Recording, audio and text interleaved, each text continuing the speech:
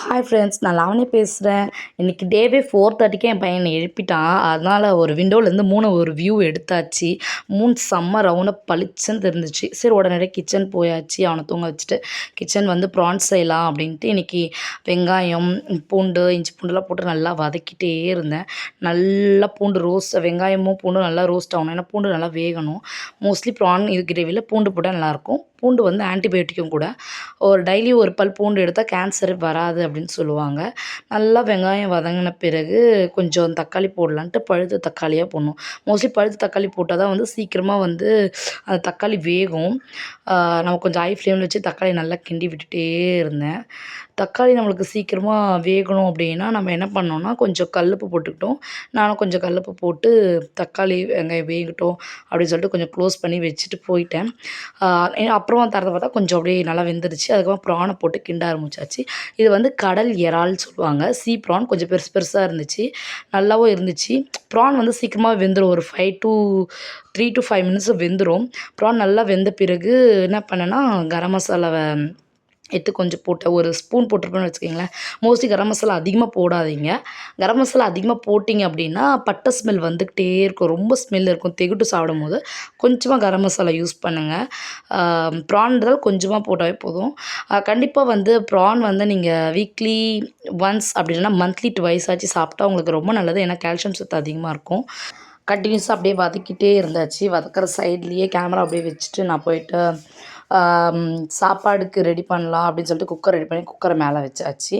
ஏன்னா பாப்பா ஸ்கூலுக்கு போகிறதால லஞ்சு கண்டிப்பாக காலையிலே ரெடி ஆகிடும். அதனால் அவங்களுக்கு மட்டும் கொஞ்சமாக குக்கரில் சாப்பாடு எப்பவுமே வச்சுருவேன் காலையிலேயே. சாப்பாடு வச்சுட்டு பிறகு டிஃபனோ இட்லி சைட் பை சைட் மாவு கிண்டுறது அந்த வேலையெல்லாம் செஞ்சு முடிச்சுட்டு அதுக்குள்ளே ப்ரான் நல்லா வதங்கி இருந்துச்சு. ப்ரான் வதங்கி அப்படியே ஜூம் பண்ணி காமிக்கிற பாருங்கள். இந்த மாதிரி ரவுண்டாகிடணும் ப்ரானு. ஒருவேளை உங்களுக்கு தெரியலனா இதான் ப்ரானோட ஸ்டேபிள் ஸ்டேஜ். அது ஒரு சுருண்டிடும் வெந்துருச்சு அப்படின்னா. அந்த டைமில் நம்ம என்ன பண்ணலான்னா மிளகா பொடி, குழம்பு பொடின்னு சொல்லலாம், மிளகா பொடின்னு சொல்லலாம். நான் கொஞ்சமாக தான் ஆட் பண்ணுவோம். நாங்கள் கார உப்புலாம் கொஞ்சம் எங்களுக்கு தேவையான மாதிரி போட்டுக்கலாம். காரம் நீங்கள் அதிகமாக சாப்பிட்ற மாதிரி நீங்கள் அதிகமாக போட்டுங்க. இல்லைனா பெப்பர் வேணாலும் கூட ஆட் பண்ணிங்க. சரி அப்படியே வதக்கின பிறகு நான் ஒரு ஃபுல் கிளாஸ் தண்ணி ஊற்றினேன். சொம்பில் ஊற்றுனதால உங்களுக்கு அப்படி தெரியும். பட் ஒரு ஃபுல் கிளாஸ் தண்ணியே போதும். கிரேவியாக வேணும்னா அந்த தண்ணி போதும். சுண்டுச்சுன்னா கிரேவியாக வந்துடும். இல்லை உங்களுக்கு நல்லா லிக்விடாக வேணும்னாலும் அதிகமான தண்ணி ஊற்றிக்கிங்க. அதனால் நான் ஒரு ஃபுல் கிளாஸ் தண்ணி மட்டும் தான் ஊற்றினேன். அது ஊற்றிட்ட பிறகு நல்லா சைடில் இருக்கிறதெல்லாம் ஓரமாக எடுத்துகிட்டு தண்ணி ஊற்றினேன். சைடில் இருக்க அந்த கிரேவியெல்லாம் நல்லா கலந்து விட்டுட்டு தண்ணி ஊற்றினேன். ஒரு அரை சொம்பு மீன்ஸ் ஒரு ஃபுல் கிளாஸ் தண்ணி மட்டும் ஊற்றியாச்சு. ஊற்றின பிறகு அப்படியே சைட் பை சைடு அது வேகட்டும் அப்படின்னு சொல்லிட்டு கொதிக்கட்டும்னு சொல்லிட்டு க்ளோஸ் பண்ணி வச்சுட்டேன். நல்லா கொதிக்க ஆரம்பிச்சிருச்சு. ஓப்பன் பண்ணி பார்த்தா கடைசியாக மல்லித்தூள் போட்டு சர்வ் பண்ணலான்ட்டு மல்லித்தூள் போட்டாச்சு. அப்புறமா நம்ம கிண்ணத்தில் சர்வ் பண்ணியாச்சு ப்ரானை. செம்மையாக அந்த ப்ரான் கிரேவி நாங்கள் எல்லோரும் சாப்பிட்டோம். கூடவே பசங்களுக்கு இட்லி பிடிக்காததால ஒரு குட்டி தோசை, மோஸ்ட்லி அதிகமாக இட்லி சாப்பிட மாட்டாங்க, அதனால் குட்டி குட்டியாக அவங்களுக்காக மினி தோசை சுட்டாச்சு. அப்படியே அந்த தோசை மாவில் பாருங்கள் புளியாக அந்த மாதிரி வந்தால் தோசை சீரியஸாகவே செம்ம டேஸ்ட்டாக இருக்கும். இட்லி மாதிரியே ஃபீல் ஆகும் குட்டி குட்டியாக தோசை தான். அப்படியே டே ரொட்டீன் அவங்க டெய்லி பாதாம் சாப்பிடுவாங்க எங்கள் வீட்டு குட்டீஸ். அதனால் அவங்களுக்கு கொஞ்சம் பாதாம் எடுத்து அப்படியே கார்டன் போயாச்சு. கார்டனில் பார்படோஸ் செரிஸ் இருந்துச்சு. அதை ஃபுல்லாக பறிச்சாச்சு. ஆக்சுவலாக இந்த மரம் வச்சு நாங்கள் 2 இயர்ஸ் ஆகுது. 2 இயர்ஸ் கழித்து இப்போ தான் நிறைய காய்ச்சி நிறைய பழங்கள்லாம் பழுத்து கீழே கொட்டுற அளவுக்கு நிறைய பழம் பழுத்துருக்கு. எங்கள் குட்டீஸ் எப்படி இருந்தாலும் பழம் பழுக்காததுக்கு முன்னாடியே பறித்து சாப்பிட்ருவாங்க.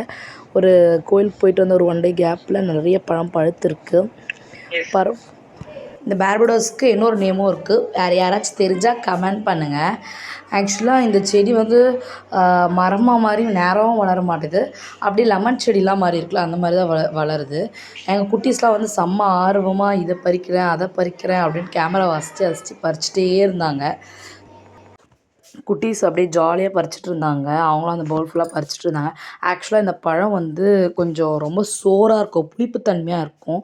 அதனால நம்ம இது வின்டர் சீசனில் குழந்தைங்களுக்கு கொடுத்தா கண்டிப்பாக காஃப் கோல்டு கண்டிப்பாக உருவாக்கும். ஏன்னா இதில் சிட்ரிக் ஆசிட் இருக்கிறதால கண்டிப்பாக காஃப் கோல்டு வரும். பட் சம்மரில் கொடுக்கலாம், பிரச்சனை கிடையாது. ஆல்ரெடி கோல்டு காஃப் இருக்க குழந்தைங்களுக்கு கண்டிப்பாக இந்த பழத்தை அவாய்ட் பண்ணிக்கலாம். ஏன்னா வந்து இது ஃபுல்லாகவே ரொம்ப புளிப்பாக தான் இருக்கும். ஸ்வீட்னஸ்லாம் இருக்கவே இருக்காது. வாட்டர் கன்டென்ட் இருக்கும். பட் வந்து சீட்ஸ் வந்து ஒரு இப்போ சாப்பிடும்போது ஒரு 3 சீட்ஸாக ஸ்ப்ளிட் ஆகும்.